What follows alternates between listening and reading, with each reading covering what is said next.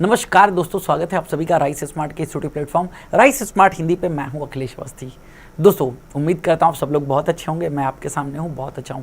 जो आप टाइटल मेरे सामने देख रहे होंगे, टॉप 300 MCQs। जी हाँ, जनवरी से अगस्त तक ये टॉप 300 MCQs मैं आपके लिए लेकर के आया था। ये इसका पार्ट 4 है। इसके पहले के 3 पार्ट्स मैं पहले ही करा चुका हूँ, जिनका लिंक डिस्क्रिप्शन बॉक्स में मिल जाएगा। अगर आप पहली बार इस सेशन को देख रहे हैं तो इसके पहले के 3 जो और सेशंस हैं उनको जरूर देखिएगा। आपको वहां से प्रश्न आने वाले एग्जाम्स में जरूर मिलेंगे 100%। तो ये चौथा पार्ट है। इसके 3 पार्ट्स, हर पार्ट में 1 से लेकर के 50 तक क्वेश्चंस कराए गए हैं, आप देख सकते हैं। तो इसके तीनों पार्ट्स का लिंक प्रीवियस जो हैं, जहां पर 1 से 50, 51 से 100 और 100 से 150 हम करवा चुके हैं। ये 151 से 200 होंगे, लेकिन नंबरिंग 1 से 50 के बीच में मिलेगी। पार्ट 4 है। चलिए स्टार्ट करते हैं अपना ये सेशन। पहला प्रश्न ये रहा आपके सामने। Which state has been declared India's happiest state according to a study conducted by Rajesh K Pilania, a professor of strategy at the management development institute in Gurgaon. Gurgaon में बेसिकली गुरुग्राम में प्रबंधन विकास संस्थान में रणनीति के प्रोफेसर राजेश के पिलानिया द्वारा किए गए एक अध्ययन के अनुसार किस राज्य को सबसे खुशहाल राज्य घोषित किया गया है? याद रखिएगा, ये रिपोर्ट किसके द्वारा दी गई है? मिस्टर राजेश के पिलानिया। राजेश के पिलानिया की ये स्टडी है। और राजेश के पिलानिया कौन है? आपके सामने लिखा है मैनेजमेंट डेवलपमेंट इंस्टीट्यूट, यानी कि MDI गुरुग्राम में ये प्रोफेसर हैं, प्रोफेसर ऑफ स्ट्रेटेजी, रणनीति के प्रोफेसर हैं, पढ़ाते हैं। तो इनके अकॉर्डिंग क्या है? इसका सही ऑप्शन है दोस्तों बी, मिजोरम। मिजोरम सबसे खुशहाल देश है भारत का। और बात यहाँ पर हैप्पीनेस की हो रही है, तो एक बात आपको बताना चाहूँगा, ये जो हैप्पीनेस है, खुशहाली की बात सबसे पहले भूटान ने करी थी।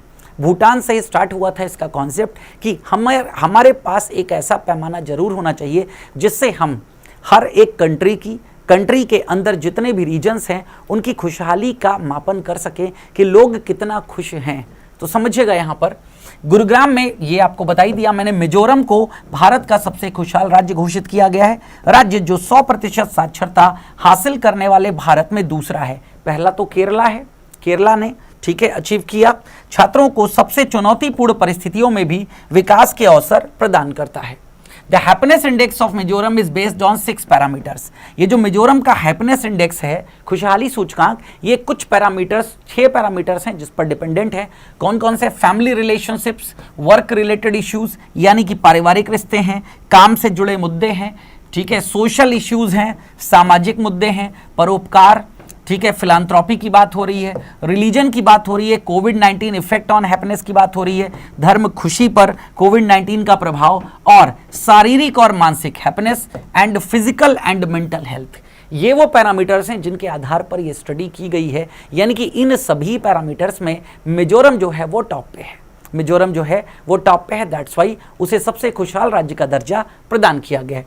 इस अध्ययन ने आइजोल में गवर्नमेंट मिजो हाई स्कूल में छात्रों के सकारात्मक दृष्टिकोण पर प्रकाश डाला, बावजूद इसके कि वे कठिनाइयों का सामना कर रहे हैं। कई लोग चार्टर्ड अकाउंटेंट बनने, सिविल सेवा परीक्षा में शामिल होने या राष्ट्रीय रक्षा अकादमी में शामिल होने की इच्छा रखते हैं। ये जो मिजो हाई स्कूल है, ठीक है, government of Mizo high school, यहाँ का क्या लिया गया था? पूरा का पूरा आइडिया लिया गया था। उम्मीद करता हूं आपको समझ में आया होगा। वर्ल्ड हैप्पीनेस रिपोर्ट की बात अगर हम करें तो वर्ल्ड हैप्पीनेस में इंडिया की रैंकिंग कितनी है? 126वीं है। 126वीं रैंकिंग इंडिया की है, ध्यान रखिएगा, विश्व खुशहाली रिपोर्ट में। अगला, who has been chosen for the Malcolm Adiseshiah पुरस्कार 2023। मैल्कम एडिसेशिया पुरस्कार 2023 के लिए किसे चुना गया है? इसका सही ऑप्शन है दोस्तों उषा पटनायक। उषा पटनायक को, ठीक है, ये इकोनॉमिस्ट हैं, रिनाउंड इकोनॉमिस्ट यानी कि अर्थशास्त्री हैं। Of national and international repute का मतलब ये है देश और विदेशों में इनकी अच्छी पहचान है एक अर्थशास्त्री के रूप में। Malcolm and Elizabeth Adiseshiah trust gives this award every year. पुरस्कार कौन प्रदान करता है ये पता होना चाहिए ना। तो पुरस्कार प्रदान करने वाली संस्था का नाम है Malcolm and Elizabeth Adiseshiah trust, ठीक है, ये इसके द्वारा प्रदान किया जाता है। यूके की ट्रस्ट है।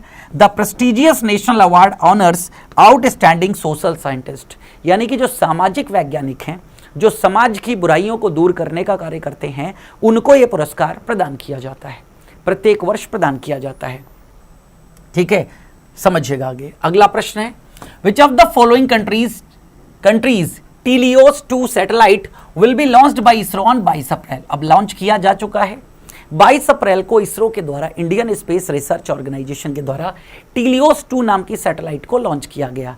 अब ये टीलियोस 2 सैटेलाइट किस देश की है? इसरो बहुत आगे बढ़ चुका है। अब इसरो का जो कॉमर्शियल चेन है, ठीक है, कॉमर्शियल सेगमेंट है, वो दूसरे देशों की वेबसाइट को भी लॉन्च करता है। तो बेसिकली आपसे पूछा जा रहा है टीलियोस 2 किसकी सैटेलाइट है?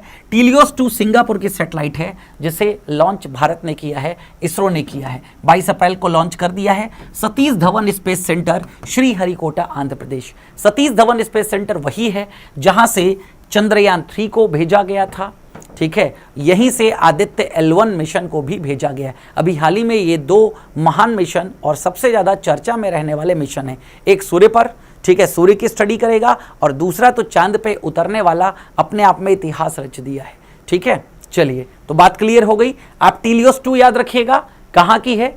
सिंगापुर की है। लॉन्च किसके द्वारा की गई? इसरो के द्वारा। टीलियोस 2 will be launch using the polar, यानी कि PSLV को लॉन्च करके, PSLV का इस्तेमाल करके इसको लॉन्च किया गया है। The launch will be PSLV 55th mission. ये पोलर सैटेलाइट लॉन्च व्हीकल का 55वां मिशन होगा। टीलियोस ये अर्थ ऑब्जर्वेशन सैटेलाइट है, यानी कि पृथ्वी पर नजर रखेगी। अर्थ ऑब्जर्वेशनल सैटेलाइट है, ठीक है, ध्यान रखिएगा इसको। By ST engineering, developed by ST engineering के द्वारा इसे डेवलप किया गया है। चलिए आगे आते हैं। Which of the following state became the first state to adopt a water budget to address water scarcity in some areas?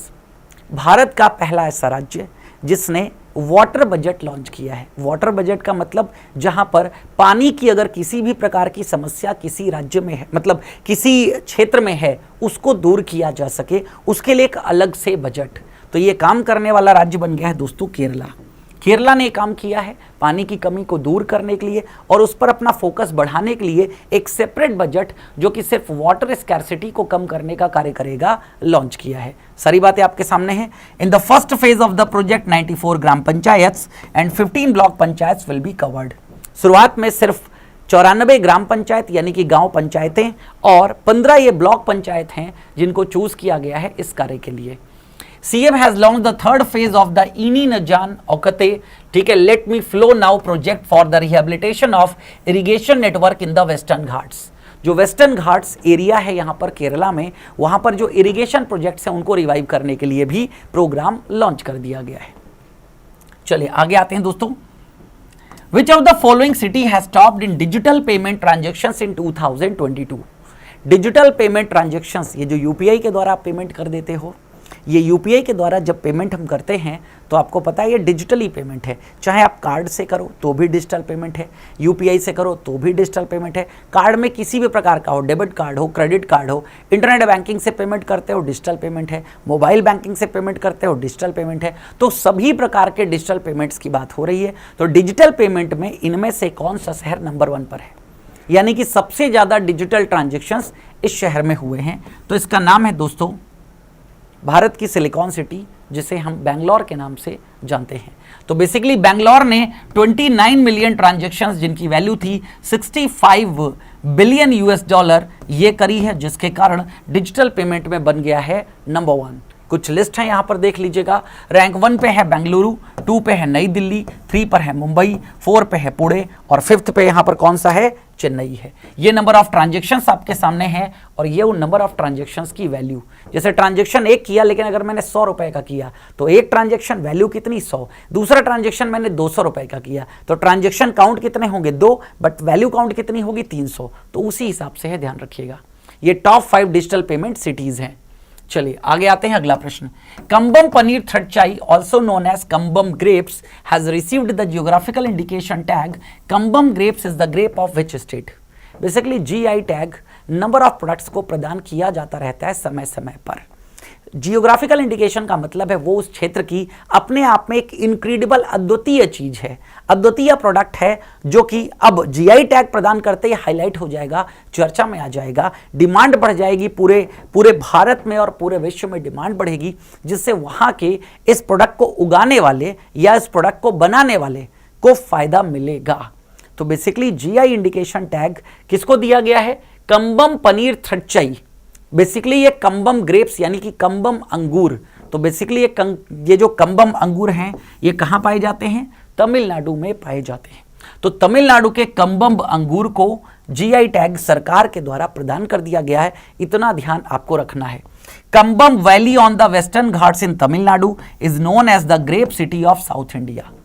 दक्षिण भारत की जो अंगूर का शहर है, ग्रेप सिटी के नाम से इसे जानते हैं। कम्बम वैली, कम्बम घाटी है, कहां पर? वेस्टर्न घाट्स में, तमिलनाडु में वेयर पनीर थ्रेडचाई इज कल्टिवेटेड, जहां पर ये जो थ्रेडचाई नाम का अंगूर है इसको कल्टिवेट यानी कि इसे उगाया जाता है। चलिए आगे आते हैं। ये रीसेंट जीआई टैग्स हैं, आप यहां पर देख सकते हैं। इसका पीडीएफ आपको मिल जाएगा। पीडीएफ के लिए ज्वाइन कर लीजिएगा Telegram channel, rice smart Hindi search करिएगा, टेलीग्राम चैनल पर आप आ जाएंगे। और अगर आप व्हाट्सएप पे हमसे जुड़ना चाहते हैं तो 8282827099 इस नंबर पर लिख करके भेज दीजिएगा CA PDF, तो भी आपको मैं मिल जाऊंगा और वहां पर भी इसका PDF मिल जाएगा।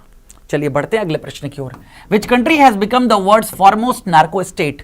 कौन सा देश दुनिया का अग्रणी नार्को स्टेट बन गया है? नार्को स्टेट्स यानी कि नार्कोटिक्स, यानी कि कुछ ऐसी दवाएं जिनकी बिक्री इलीगल होती है, नशीले पदार्थों की बात हो रही है। और नार्को स्टेट का मतलब क्या होता है? हम ऐसे राज्य की बात कर रहे हैं जिस राज्य की अर्थव्यवस्था इन्हीं नशीली दवाइयों को बेचने पर निर्भर होती है। ये बिकेगी, यानी कि एक तरीके से हम कह सकते हैं इलीगल है, इलीगल चीजें बिकेंगी और अर्थव्यवस्था भी उन्हीं पर डिपेंडेंट है, यानी कि लोगों का पहला पेशा यहां पर यही है, यही काम कर रहे हैं। तो इसका सही ऑप्शन है दोस्तों सीरिया। सीरिया क्या बन गया है? Syria has become the world's foremost narco state as its economic survival now depends on heavily on the production and exports of Captagon, also known as poor man's coke. गरीबों का धुआं कहा जाता है इसे, पुअर मैन्स कोक, ठीक है। जो रियल नेम है वो है कैप्टागन।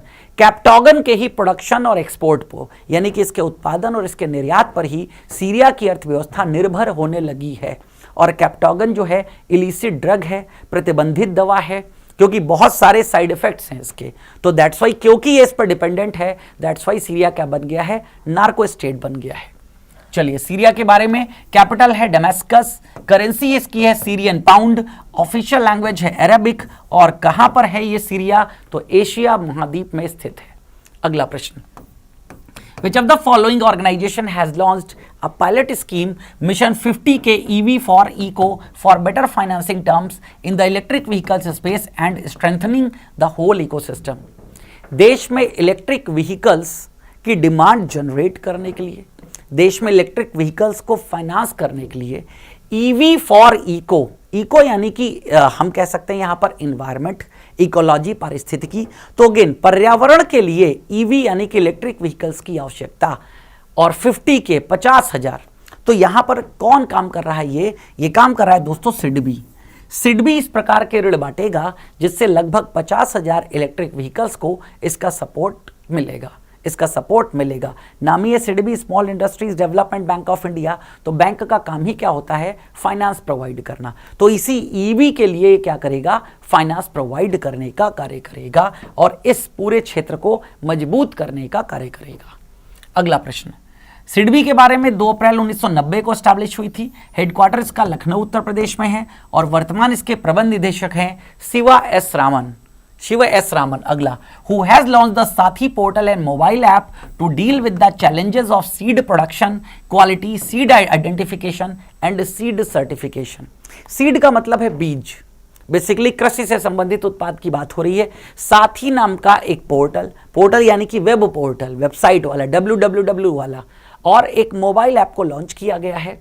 क्या करने के लिए? सीड प्रोडक्शन यानी कि बीजों के उत्पादन के लिए, क्वालिटी वाले बीज मिल सके और सीड को सर्टिफाई किया जा सके। तो इससे संबंधित ये पोर्टल है, इसको लॉन्च किया है नरेंद्र सिंह तोमर जो देश के कृषि मंत्री हैं, और पोर्टल को शॉर्ट में हम साथी कहते हैं। साथी का फुल फॉर्म है seed traceability authentication and holistic inventory portal and mobile app. तो साथी का फुल फॉर्म भी मैंने आपको बता दिया। साथी नाम का वेब पोर्टल और मोबाइल ऐप को लॉन्च किया गया है जो बीजों की गुणवत्ता को बढ़ाने में कार्य करेगा। ध्यान रखिएगा, साथी बस याद रखिएगा, इतना बहुत है। अगला, who has elected as the prime minister of Pakistan occupied Kashmir? POK, देखिए पाकिस्तान का PM अलग होता है और पाकिस्तान का ये जो पाकिस्तान ऑक्युपाइड कश्मीर है जिसको हम पीओके के नाम से जानते हैं, इसका अलग होता है। तो बेसिकली यहाँ पर पीओके की बात हो रही है। पीओके के कौन बन गए हैं? ये बन गए हैं दोस्तों चौधरी अनवारुल हक। क्या नाम है इनका? चौधरी अनवारुल हक। ये प्राइम मिनिस्टर बन गए हैं पाकिस्तान ऑक्युपाइड कश्मीर के, यानी कि वो कश्मीर, वो भारत का हिस्सा जिसको पाकिस्तान ने अपने कब्जे में ले रखा है, उस कब्जे वाले पीओके के प्रधानमंत्री इनको बना दिया गया है। चलिए आगे। विच of the following state topped in percentage generation for 4th year under MG NREGA?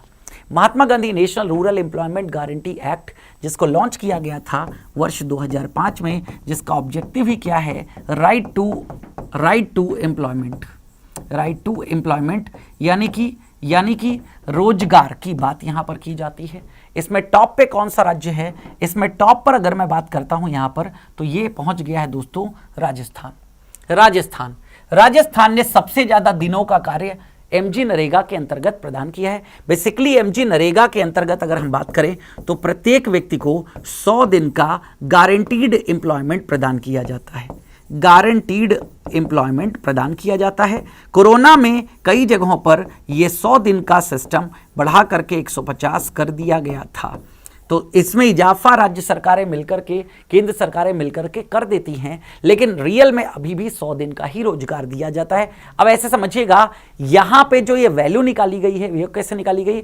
100 कितने दिन का रोजगार एक व्यक्ति को दिया गया, तो टोटल दिन काउंट किए गए हैं। तो इन परसेंटेज की बात यहां पर हो रही है। राजस्थान सबसे आगे है।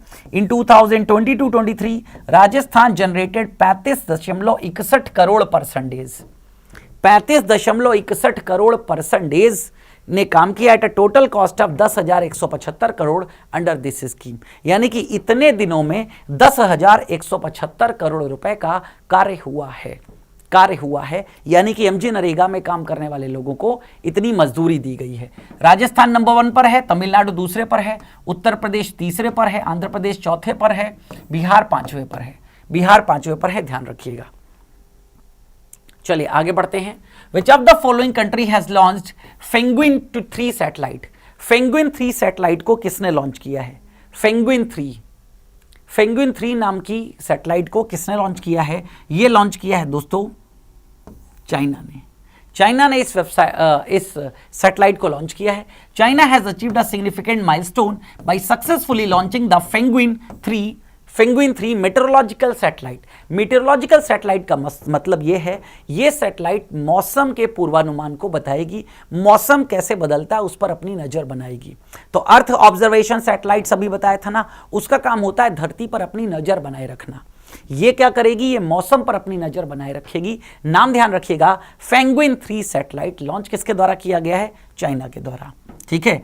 अगेन चैंगझेंग 4B करियर रॉकेट के साथ इसको लॉन्च किया गया है। जिक्वान cosmodrome located in Gansu province के, ठीक है, जिक्वान कॉस्मोड्रोम से इसे लॉन्च किया गया है। जैसे भारत में सतीश धवन स्पेस सेंटर, श्रीहरिकोटा आंध्र प्रदेश, वैसे ही समझिएगा। अगला, which of the following country launched its first operational earth observation satellite Taifa 1?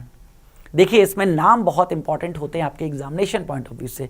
तो टैफा 1 नाम की सैटेलाइट को किसने लॉन्च किया है? और ये भी अर्थ ऑब्जर्वेशन सैटेलाइट है, यानी कि पृथ्वी पर अपनी नजर बना के रखेगी। तो पेंगुइन 3 आपने जान लिया, इसके पहले टीलियोस आपने जान लिया।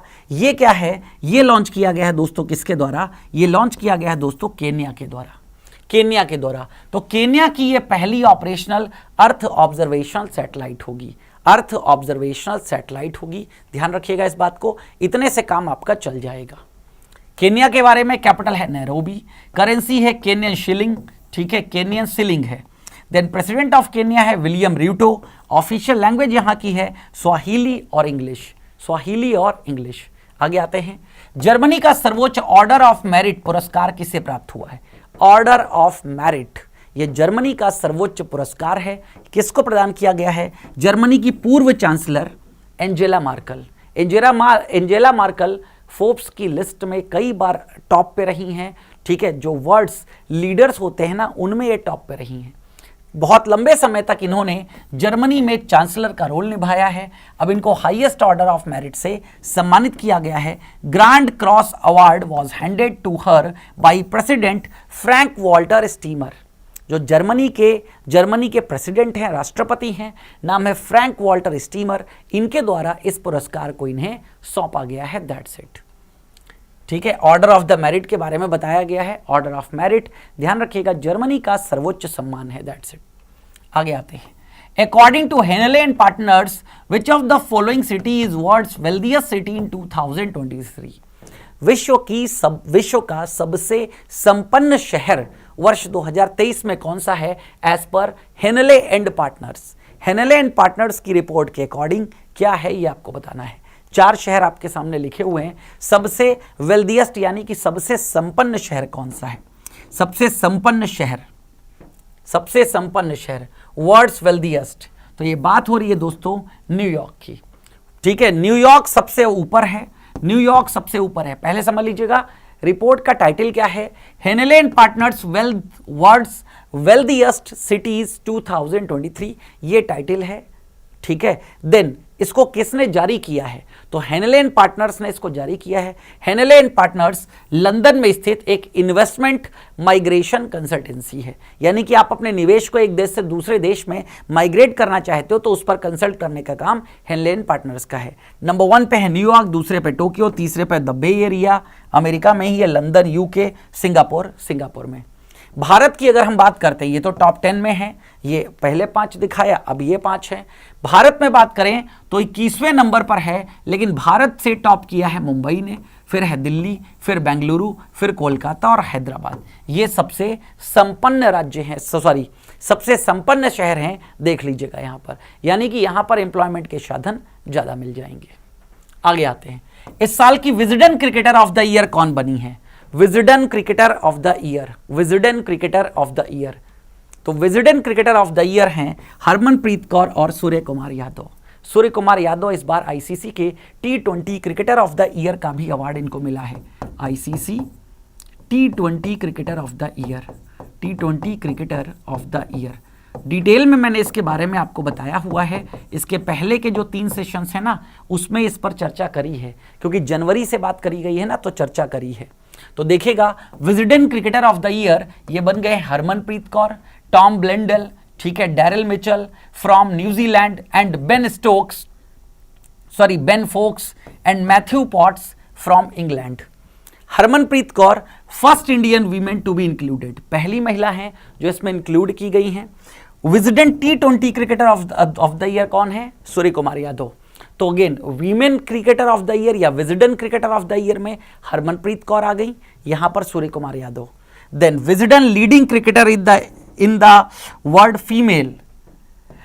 Mail, England captain Ben Stokes, England captain है बेन स्टोक्स। ठीक है, वर्ल्ड टॉप वीमेन क्रिकेटर की बात करें तो ऑस्ट्रेलिया की बैटर हैं बेथ मूनी, ये नंबर 1 पे हैं। The new Wisden trophy for outstanding individual test performance of the year, ये जॉनी बैरस्टो ऑफ इंग्लैंड को मिलता है। Bible of cricket, Wisden cricketers almanack is also known as the Bible of cricket. It is a cricket reference book published annually in the United Kingdom. इसके बारे में भी जानना जरूरी है कि बाइबल ऑफ क्रिकेट किसे कहते हैं। तो बाइबल ऑफ क्रिकेट क्या है, विजडन क्रिकेटर थे अल्मनक, ठीक है, also known as Bible of cricket. It is a cricket reference book, ये जो बुक है ये क्रिकेट रेफरेंस बुक है, यानी कि सभी क्रिकेट जितने भी खिलाड़ी हैं जो क्रिकेट से संबंध रखते हैं उनको इसे पढ़ना चाहिए। अगला, which state will host the men's hockey Asian champions trophy this time in 2023। Mains hockey Asian championship, एशियाई चैंपियनशिप में मेंस हॉकी का खिताब किसने अपने नाम कर लिया है, कहाँ किस राज्य ने इसको होस्ट किया है, किस शहर ने इसको होस्ट किया है। तो इसका सही ऑप्शन है दोस्तों चेन्नई ने होस्ट किया है। The men's hockey Asian championship trophy take place in Chennai from August 3 से 12। अब ये भी संपन्न हो चुकी है अगस्त 3 से 12। India is hosting the event for the first time, Bharat इसे पहली बार होस्ट कर रहा है। It will be the 7th edition of the tournament, ये इस टूर्नामेंट का 7वां संस्करण होगा। Chennai last hosted an international hockey event in 2007। 2023 के पहले चेन्नई ने 2007 में हॉकी का इतना बड़ा कोई इवेंट या कह सकते हैं हाँ इंटरनेशनल हॉकी इवेंट में प्रतिभाग किया था। तो India, south Korea, Malaysia, Pakistan, Japan और चाइना ये इसमें क्या ले रहे हैं, हिस्सा ले रहे हैं। ठीक है, अब अगेन हॉकी से रिलेटेड कुछ टर्म्स हैं, एग्जाम में स्टैटिक जीके आपसे पूछा जाता है, तो मैं अपने सेशन में स्टैटिक जीके कराता रहता हूं। तो स्टैटिक जीके में पूछ लिया जाता है कौन सा वर्ड किससे संबंधित है। तो हॉकी से संबंधित वर्ड है attack, bully, centre pass, cross, dribble, flick, scoop, striker, tackle और अंडर कटिंग। ये सारे के सारे टर्म्स हैं जो हॉकी से संबंधित हैं। अगला, who will be honoured with the Lata Dinanath Mangeshkar award 2023। 2023 का लता दीनानाथ मंगेशकर पुरस्कार किसे प्रदान किया गया है? तो लता जी की ही बहन आशा भोसले जी को प्रदान किया गया है। आशा भोसले का पहले का नाम, मैडन नेम क्या था? आशा मंगेशकर था। तो आशा और लता दोनों बहनें थी। तो अगेन आशा को यहाँ पर इस बार का ये पुरस्कार प्रदान किया गया है। एस्टैब्लिश्ड बाई मंगेशेखर, ठीक है, Mangeshkar family and trust in memory of Lata Mangeshkar. तो मंगेशकर परिवार और ट्रस्ट के द्वारा इस पुरस्कार की स्थापना की गई है in the memory of late, ठीक है, लता मंगेशकर। ध्यान रखिएगा इस बात को। Award ceremony will take place on April 24 which is the anniversary of their father's death. ठीक है, फादर्स डेथ यानी कि जो दीनानाथ लिखा है यहाँ पर ना, दीनानाथ मंगेशकर ये लता मंगेशकर के फादर थे।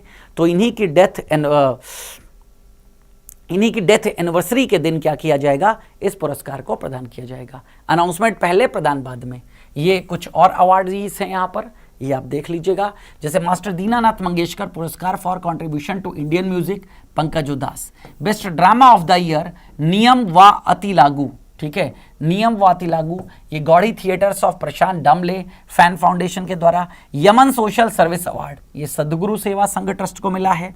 देन वाघ विलासिनी पुरस्कार ऑफ कंट्रीब्यूशन टू लिटरेचर, ये किसको? ग्रंथांजलि प्रकाशन को। विशेष पुरस्कार for contribution to cinema and drama, ये एक्टर डायरेक्टर हैं प्रसाद ओके। देन विशेष पुरस्कार for contribution in cinema, actor Vidya Balan को भी प्रदान किया गया है। अगला प्रश्न आपके सामने, when is the national civil service day celebrated? Civil service की बात हो रही है, यानी कि आईएएस वाली जो सेवा होती है ना, उसी को सिविल सेवा यानी कि नागरिक सेवाओं की बात कर रहे हैं। और सिविल सर्विस की जब मैं बात करता हूँ, सिविल सर्विस, तो याद रखिएगा ये कैसी सर्विस है? ये ऑल इंडिया सर्विस है, जिसे हम क्या बोलते हैं? आईएएस। तो इंडियन एडमिनिस्ट्रेटिव सर्विसेज ये सब इसी में आती हैं। आईएएस की बात कर लो, आईएफएस की बात कर लो, ये सब इसी में आती हैं। तो सिविल सर्विस डे कब मनाया जाता है? ये प्रत्येक वर्ष 21 अप्रैल को मनाया जाता है। प्रत्येक वर्ष 21 अप्रैल को क्या मनाया जाता है? सिविल सर्विस डे मनाया जाता है। अगर कोई थीम होती तो मैं आपको बता देता, लेकिन क्यों मनाया जाता है? Civil service day is celebrated on April 21 to commemorate the day when Sardar Vallabh Bhai Patel, the first home minister of India, addressed probationers of administrative service officers at Delhi's Metcalfe house in 1947। तो दिल्ली के मेटकाफ हाउस में 1947 में जब पहली बार क्या किया गया, ठीक है, एड्रेस किया गया, संबोधित किया गया probationers of administrative service officer, ठीक है, इनको संबोधित किया गया था। उसी दिन को याद रखने के लिए 21 अप्रैल मनाया जाता है। In this address he called civil service servant steel frame of India. Civil service events में सिविल सर्विस जो काम कर रहे हैं उनको क्या कहा गया? स्टील फ्रेम ऑफ इंडिया कहा गया। अगला, चीनी भाषा दिवस प्रत्येक वर्ष कब मनाया जाता है? जब हम यूनाइटेड नेशंस की बात करते हैं तो यहाँ पर 6 लैंग्वेजेस हैं, 6 लैंग्वेजेस हैं, 6 भाषाएं हैं। कितनी भाषाएं हैं? 6 भाषाएं हैं दोस्तों, 6 भाषाएं। उन 6 भाषाओं में एक भाषा चाइनीज भाषा भी है। तो इसका सही ऑप्शन है दोस्तों, क्या है इसका सही ऑप्शन? 20 अप्रैल। 20 अप्रैल प्रत्येक वर्ष 20 अप्रैल को मनाया जाता है। ध्यान रखिएगा, अप्रैल 20th। और कब मनाया जाता है? 6th of the 24 solar terms called Guyu, which usually falls around April 20th in the Gregorian calendar। Gregorian calendar के अनुसार तारीख तो 20 है, लेकिन इसको वहां पर एक तरीके से, जैसे अपने वहां कहते हैं ना हिंदी कैलेंडर के अनुसार, यानी कि तिथि से मनाते हैं। तो यहां पर ये कब सेलिब्रेट होता है? 6th of the 24 solar system called गुयू। ध्यान रखिएगा। अगला थीम याद रखिएगा, थीम इंपॉर्टेंट होती है। तो थीम क्या है? Chinese wisdom for a greener world, Chinese wisdom for a greener world. Languages day देख लीजिएगा, 6 लैंग्वेज बताई हैं। ये वो सभी लैंग्वेज है जो यूएन में काम करती हैं। तो अरबिक लैंग्वेज डे 18 दिसंबर, चाइनीज लैंग्वेज डे 20 अप्रैल, इंग्लिश लैंग्वेज डे 23 अप्रैल, फ्रेंच लैंग्वेज डे 20 मार्च है, रशियन लैंग्वेज डे 6 जून है, स्पेनिश लैंग्वेज डे 23 अप्रैल को। चलिए अगला बताइए फटाफट। Maharashtra government recently announced how much % reservation for दिव्यांग एम्प्लॉइज इन प्रमोशंस। जितने भी दिव्यांग हैं, देखिए जो फिजिकली हैंडीकैप्ड है ना, PH, उसी को दिव्यांग नाम दे दिया गया था। ठीक है, तो दिव्यांगों के लिए राज्य में सरकारी नौकरियों में जो लोग काम कर रहे हैं, राज्य की नौकरी में जो काम कर रहे हैं, उनको प्रमोशंस के लिए कितना कोटा प्रदान कर दिया गया है। तो दिव्यांगों के लिए 4% का प्रमोशन का कोटा खोल दिया गया है।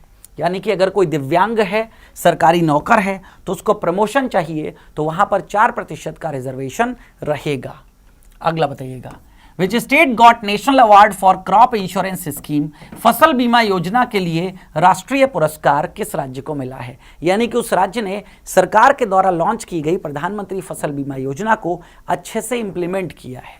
तो इसका सही ऑप्शन है दोस्तों कर्नाटका। क्या सही ऑप्शन है? कर्नाटका। ठीक है, कॉन्फ्रेंस कहां पर आयोजित हुई थी? छत्तीसगढ़ में, लेकिन कर्नाटका को रिकॉग्नाइज किया गया as the leading state in implementing the Pradhan Mantri Fasal बीमा योजना। प्रधानमंत्री फसल बीमा योजना के लिए ये एक लीडिंग स्टेट था। ये क्या था? एक लीडिंग स्टेट है जो प्रधानमंत्री फसल बीमा योजना में सबको एनरोल करके रखता है। As per officials from the agriculture department, a sum of rupees 687.4 crore has been settled to 5.66 lakh farmers who had pending claims since 2018. जितने भी किसानों का पेंडिंग क्लेम था 2018 से 5.66 लाख फार्मर्स का 687.4 करोड़ रुपए का भुगतान कर दिया गया। आगे आते हैं दोस्तों, प्रधानमंत्री फसल बीमा योजना की अगर हम बात करते हैं तो देखिएगा यहाँ पर ये क्या है, 2016 में इसको शुरू किया गया था, ये मेन याद रखना है। To provide comprehensive coverage to farmers for any loss damage to crops due to natural calamities. यानी कि प्राकृतिक आपदाओं के कारण अगर ये बीमा आपने करा रखा है और फसल आपकी नष्ट हो जाती है तो बीमा कंपनी वो भुगतान करेगी। आगे आते हैं, Who has most capped foreign captain in IPL? IPL में सबसे ज्यादा फॉरेन के कैप्टन यानी कि विदेश के कप्तान बनने वाले व्यक्ति कौन बन गए हैं? टीम इंडिया की है, टीम IPL की है, लेकिन उसमें कप्तान कौन सा है? कप्तान है विदेशी, और वो भी सबसे लंबे समय तक जो कप्तान रहा हो विदेशी कप्तान। तो इसका सही ऑप्शन है दोस्तों डेविड वार्नर।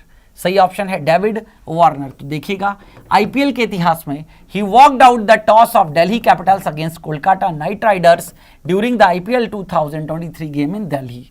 तो दिल्ली में आईपीएल 2023 का आयोजन किया गया था, वहीं पर कोलकाता नाइट राइडर्स, ठीक है, walked out the toss loss for Delhi Capitals against. तो दिल्ली कैपिटल तो यहां से हट गई, ठीक है, अगेन कोलकाता नाइट राइडर्स के अगेंस्ट में ये गेम होना था।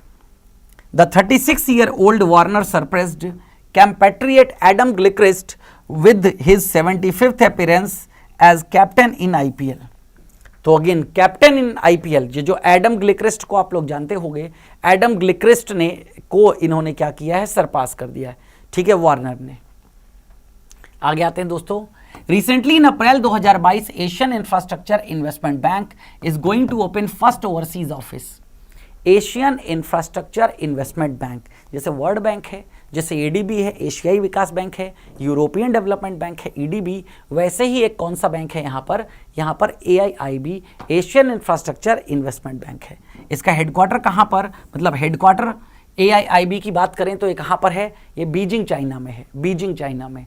अब ये देश के बाहर अपनी एक शाखा खोलना चाहता है, भारत में खोलना चाहता है, तो भारत में इसकी शाखा कहाँ पर ओपन होगी, अबू धाबी में ओपन होगी, अबू धाबी, ठीक है, मतलब भारतवर्ष के बाहर, भारतवर्ष के बाहर इसकी जो ये फ्रेंचाइजी एक तरीके से आप कह सकते हो, ठीक है, जो ऑफिस है कहाँ पर, अबू धाबी में खोला जाएगा।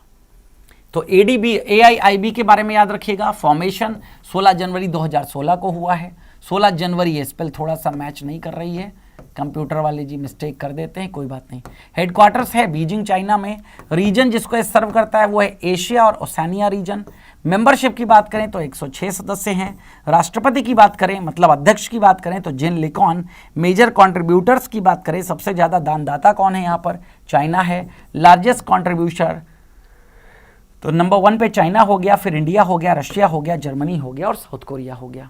अगला प्रश्न, Indian army has signed a MOU on Chinese language training for army personnel with which university.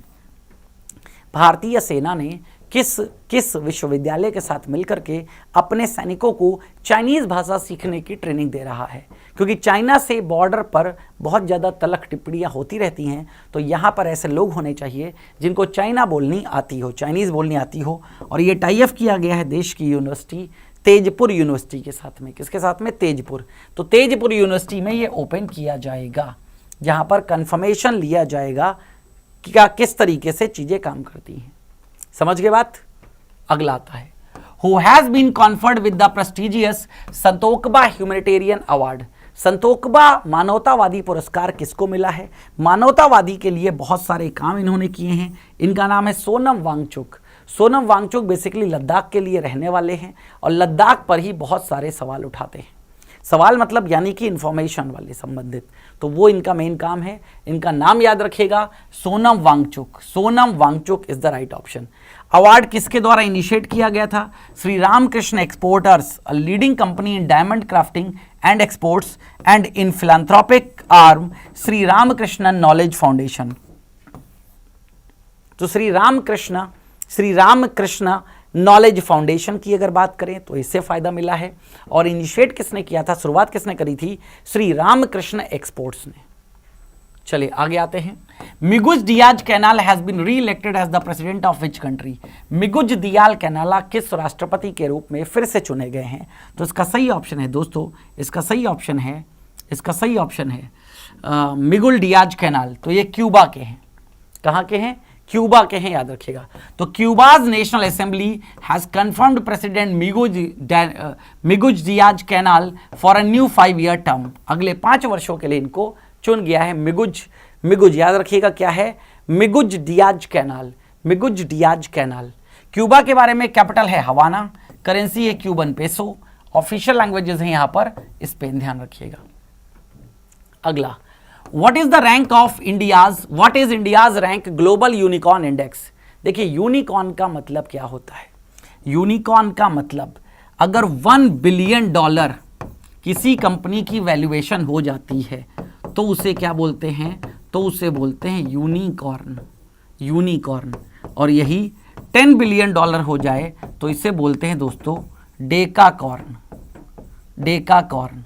तो पिछले कुछ समय में स्टार्टअप्स का कल्चर बढ़ा है, तो ये वाला जो कल्चर है ये भी बढ़ा है, वैल्यूज़ भी बढ़ी हैं। कई कंपनियां अब यहाँ पर पहुँच चुकी हैं, ठीक है, और अगेन अच्छी खासा पैसा भी पैदा कर रही हैं। तो बेसिकली वैल्यूएशन की बात करी जा रही है। डेकाकॉर्न 10 बिलियन पर और यूनिकॉर्न क्या है? 1 बिलियन पर। तो यहाँ आपसे पूछा क्या जा रहा है? इंडिया की रैंक। तो इंडिया की रैंक है इसके मामले में तीसरे नंबर पर इसकी रैंक है। इंडिया लेड विद 666 यूनिकॉर्न, ठीक है, पिछले साल की अपेक्षा 169 बढ़े हैं। 49% of the world population triple Covid days is of 203। तो ये कुछ इसी के बारे में लिखा हुआ है, ध्यान रखिएगा। चलिए आते हैं आगे।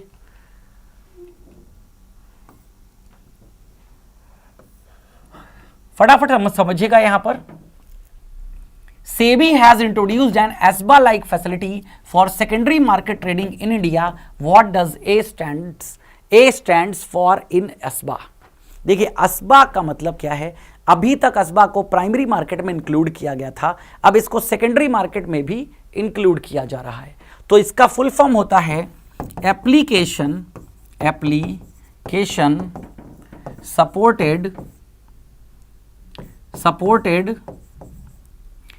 Application supported blocked amount. इसका मतलब यह है कि जब आप शेयर्स खरीदेंगे तो जब तक आपके शेयर्स आपके खाते में क्रेडिट नहीं हो जाते हैं तब तक बैंक उन पैसों को मार्क तो कर लेगा ऑनलाइन जिनसे आपने पेमेंट किया है, लेकिन वो दूसरे बंदे को रिलीज नहीं किया जाएगा। जब आप कंफर्मेशन देंगे तभी आगे रिलीज किया जाएगा। तो अगेन बाजार के लिए एप्लीकेशन सपोर्टेड ब्लॉक्ड अमाउंट, तो इसका सही ऑप्शन क्या हो जाएगा? A is the right option. Block supported application supported blocked amount, ध्यान रखिएगा। आगे आते हैं। In April 2023 Gary Ballance retired from all forms of cricket, he is last played for which team? ये सबसे लास्ट में किस टीम के लिए खेले? इन्होंने कई टीमों को बदला है, इसलिए ऐसा प्रश्न आपसे पूछा जा रहा है कि ये किसके लिए बदले। तो गैरी बैलेंस जो हैं, गैरी बैलेंस कहाँ के हैं? गैरी बैलेंस की बात करें तो ये कहाँ से हैं? लास्ट इन्होंने इंग्लैंड के लिए खेला है, सॉरी यहाँ पर स्टिक लगा देते हैं, इंग्लैंड के लिए खेला है। He later went on to play for England and appeared in 23 test matches. 23 test matches में ये पार्टिसिपेट किए हैं, ठीक है, और ये कहाँ पर? इंग्लैंड के। आगे आते हैं। तो क्रिकेटर और कंट्री ये हाल ही में रिटायर्ड हुए हैं, इनको देख लीजिएगा। अगला प्रश्न, who will host FIFA under 20 world cup 2023 replacing Indonesia? Indonesia को बदल करके भारत को वर्ल्ड कप 2023 जो कि अंडर 20 है इसके राइट्स मिल गए हैं। तो इसके राइट्स बेसिकली किससे छीन करके दिए गए हैं? तो ये कंट्री है अर्जेंटीना। अर्जेंटीना से राइट लेकर के भारत ने इसको आयोजित किया गया है। सुन लीजिएगा। तो फीफा ने इंडोनेशिया से मेजबानी के अधिकारों को रद्द करने के लिए अंडर 20 फुटबॉल विश्व कप मेजबानी की अर्जेंटीना को चुना है। तो FIFA has selected Argentina to host the under 20 soccer world cup after revoking the hosting rights from Indonesia. तो ये बात आपको याद रखनी है, हिंदी में इसके नीचे लिखा हुआ है, फीफा ने इंडोनेशिया से मेजबानी के अधिकारों को रद्द करने के बाद अंडर 20 फुटबॉल विश्व कप की मेजबानी के लिए अर्जेंटीना को चुना है। ये कहाँ पर होना है? जब इंडोनेशिया ने मना कर दिया तब यहाँ पर खेला जा रहा है अर्जेंटीना में। अगला बताइएगा, वर्ल्ड वाटर डे कब मनाया जाता है? वर्ल्ड वाटर डे प्रत्येक वर्ष 22 मार्च को मनाया जाता है, विश्व पानी दिवस। तो वाटर की स्कैरसिटी जो है, वाटर की जो इम्पॉर्टेंस है, उस इम्पॉर्टेंस को बताने के लिए इस डे को सेलिब्रेट किया जाता है प्रत्येक वर्ष। कब? तो 22 मार्च को सेलिब्रेट किया जाता है। थीम इस बार की क्या थी? Accelerating the change to solve the water and sanitation crisis.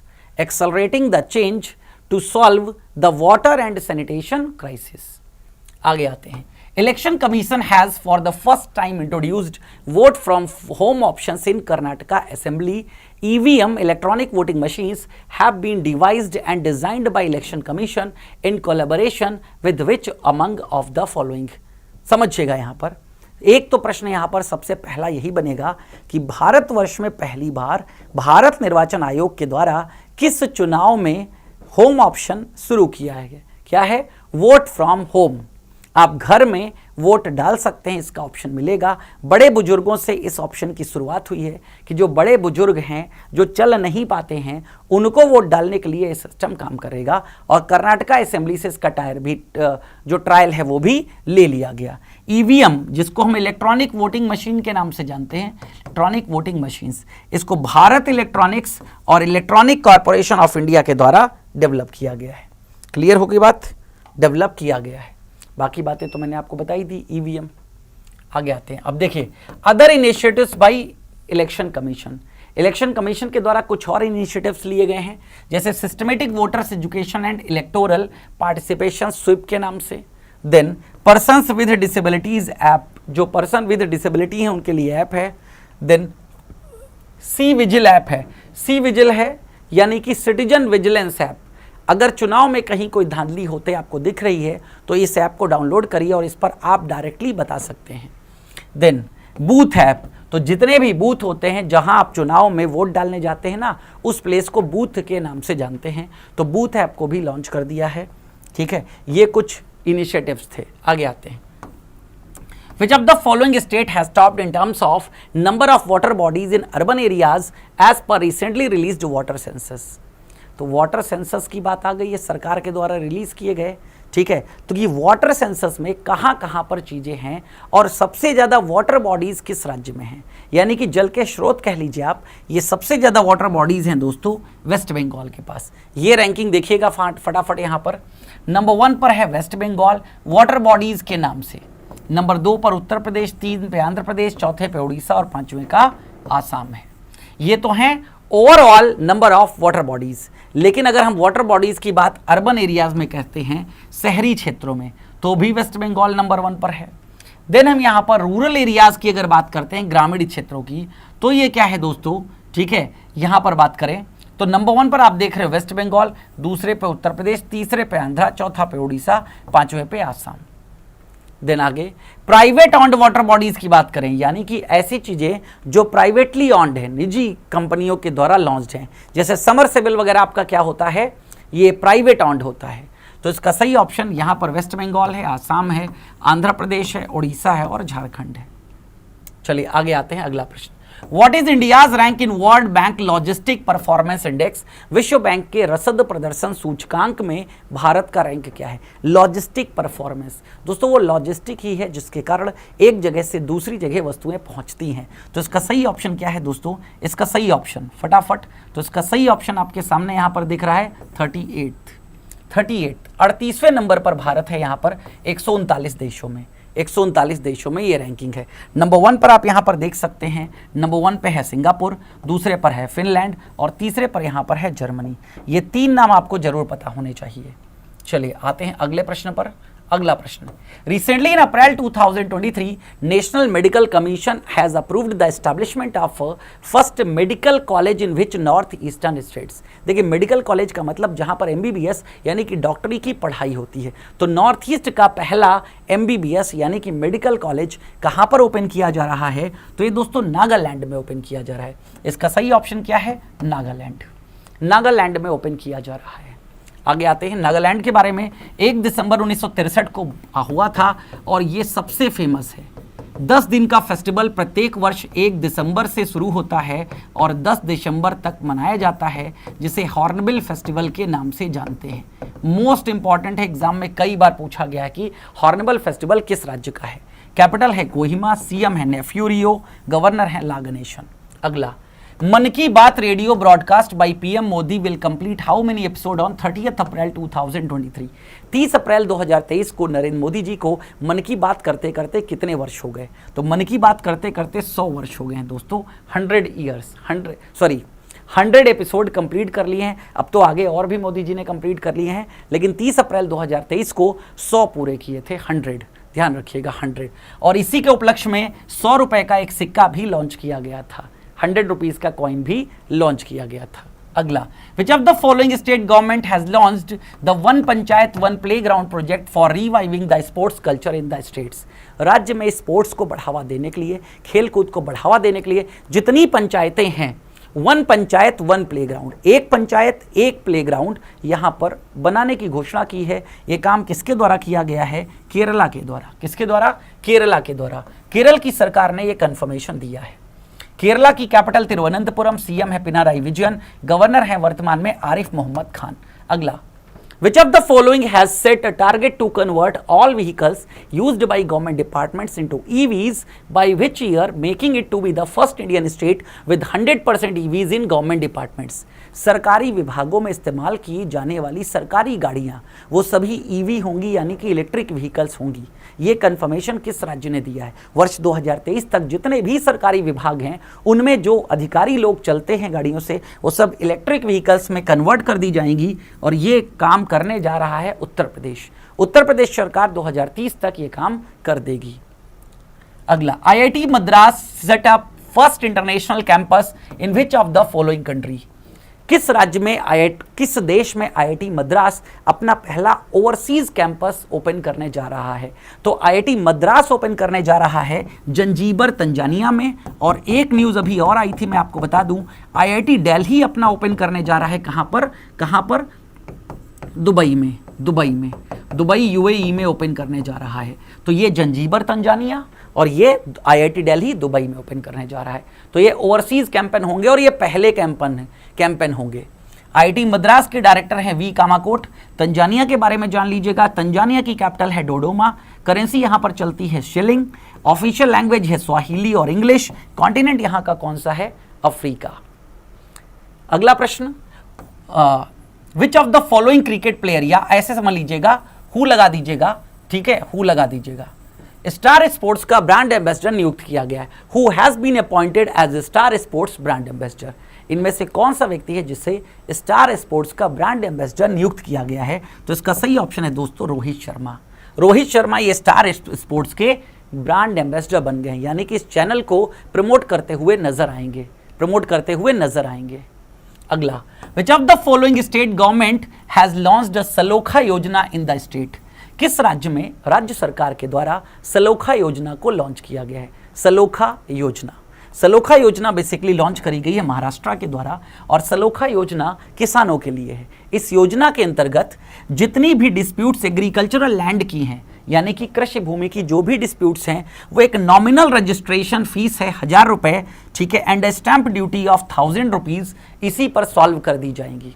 जो लैंड डिस्प्यूट्स हैं, वरना क्या होता है, जमीन एक से दूसरे को आप ट्रांसफर करते हो तो उस पर ड्यूटी लगती है, स्टैंप ड्यूटी एक रेट है उसके हिसाब से लगती है, तो वो डिस्प्यूट्स चलती रहती हैं क्योंकि इतना अमाउंट लोगों के पास नहीं होता है। यहाँ पर मात्र पंजीकरण शुल्क होगा 1000 रुपये और स्टैंप ड्यूटी 1000 लगा करके जितनी भी डिस्प्यूट्स हैं खत्म कर लो और सारे कागज जो हैं वो ट्रांसफर हो जाएंगे। ये इसका उद्देश्य है, ठीक है, सारे के सारे डिस्प्यूट्स को रिजॉल्व करना। कैपिटल है मुंबई, सीएम है एकनाथ शिंदे और गवर्नर यहां पर कौन है? रमेश बैस इसके गवर्नर है।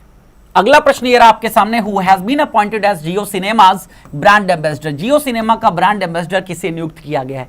तो जियो सिनेमा के ब्रांड एम्बेसडर कौन बन गए हैं इन चारों में से? तो जियो सिनेमा के ब्रांड एम्बेसडर बन गए हैं दोस्तों रोहित शर्मा। स्टार स्पोर्ट्स के भी ब्रांड एम्बेसडर यही हैं और जियो सिनेमा के भी ब्रांड एम्बेसडर इन्हीं को बनाया गया था। ये रिसेंट पूरी की पूरी लिस्ट है, अभी हाल ही में कौन किसका ब्रांड एम्बेसडर नियुक्त हुआ है।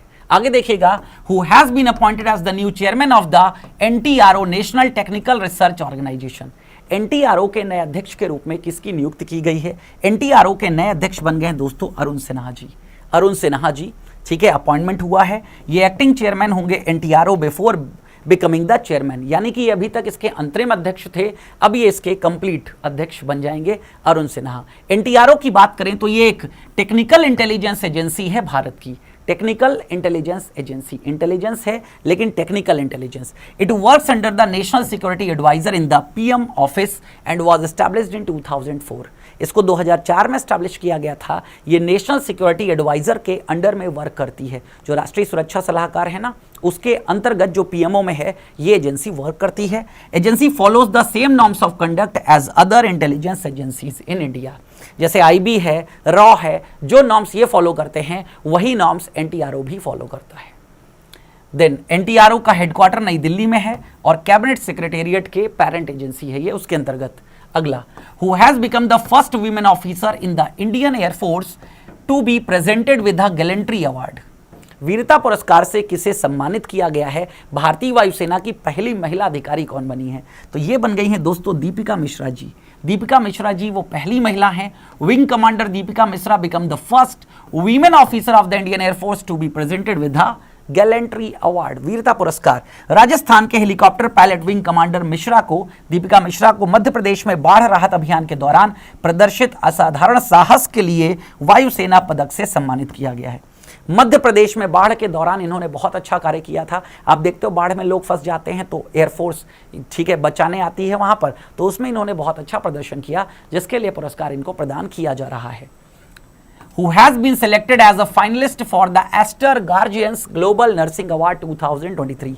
2023 के लिए Aster guardian global nursing awards से किसे सम्मानित किया गया है दोस्तों?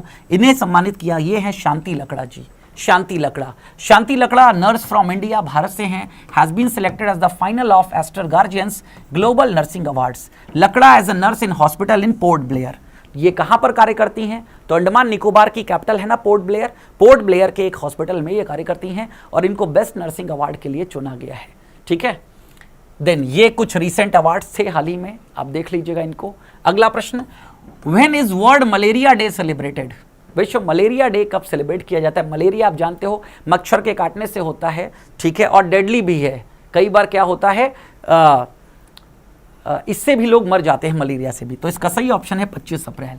25 अप्रैल को प्रत्येक वर्ष क्या मनाया जाता है? मलेरिया डे मनाया जाता है। 2008 में the first malaria day was celebrated, पहली बार इसे सेलिब्रेट किया गया था, ध्यान रखिएगा।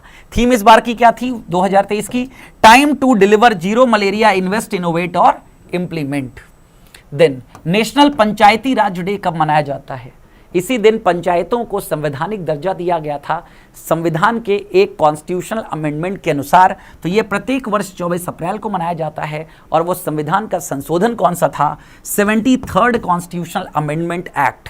ये 1993 में इंप्लीमेंट हुआ था, लेकिन 24 अप्रैल 1992 ये वो डेट थी जो बनकर के तैयार हो गया था। तो पंचायती राज के बारे में प्रत्येक वर्ष। और वैसे 1959 में पंचायती राज का दौर स्टार्ट हो चुका था, ठीक है। नागौर में, राजस्थान के नागौर से पंडित जवाहरलाल नेहरू जी ने भारत की पहली पंचायत को स्टैब्लिश किया था। चलिए आगे आते हैं। अगला, when is UN English language day celebrated? UN English language day कब मनाया जाता है? यूनाइटेड नेशंस का इंग्लिश लैंग्वेज डे ये प्रत्येक वर्ष 23 अप्रैल को मनाया जाता है। प्रत्येक वर्ष 23 अप्रैल। अभी आपको चाइनीज लैंग्वेज बताया था, चाइनीज लैंग्वेज 20 अप्रैल को, इंग्लिश 23 अप्रैल को, फ्रेंच है 20 मार्च को, रशियन है 6 जून को, स्पेनिश है 23 अप्रैल को। 23 अप्रैल को इंग्लिश स्पेनिश दोनों डे होते हैं। अरेबिक होता है 18 दिसंबर। तो ये 6 लैंग्वेज हैं जो यूनाइटेड नेशंस की ऑफिशियल लैंग्वेज हैं। तो उम्मीद करता हूं आपको चीज़ें समझ में आई होंगी। तो ये है हमारा ये वाला सेशन, और अब इसके आगे के पार्ट्स आपको बहुत जल्दी और मिल जाएंगे। Thank you.